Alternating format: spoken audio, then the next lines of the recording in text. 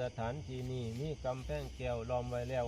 180,000พระธรรมขันธ์ขาจักเซินเอาดวงพระจันทร์ทั้งพระอาทิตย์มานี้ละเมิดไวล้านแผ่นภูเขาตนหนึ่งชื่อว่าพญาอินอมรินทราชเจ้า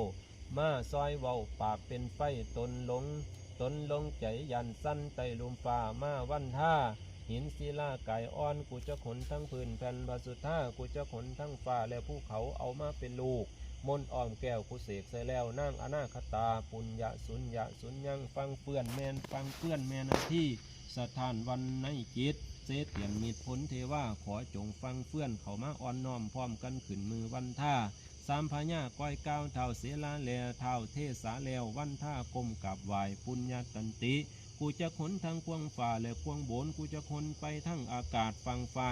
ฝาดฟังเทสาลงมาดังเมฆลากองแก้วแล้วฟ้าสันสะเทือนไหวเอกตันติกูดีดังแก้วมานี่โสดกูนี่เจ้าก็นี่ละเมียดใจห้อย8พระธรรมขันธ์เสหิสหับสหายะ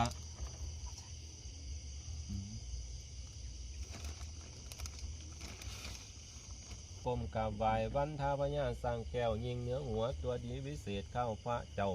ได้นี้ละเทศออกจากเมืองเสียงมันดังไปแสนโยดพระยิ่งโกรธแสนโกธานาลาคิลิงองค์พระเจ้าจงได้เขาในราชวังทั้งน้ำมันเกิดอัศจรรย์ไหลหลังทั้งแม่แก้วธรณีมีทั้งแสนนาง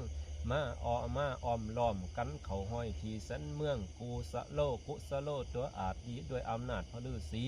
นั่งจุมจีหน่อยนุ่มมีแสนกุมไกหนีอิท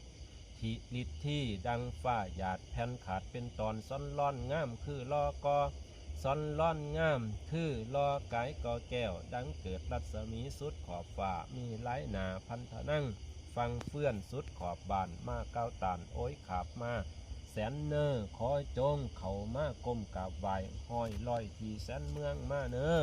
โตนกุนีซื้อพระญาสนธิเจ้าห้อยนางเขามาจาอินทวางามแอนผ้ากันแลนเขา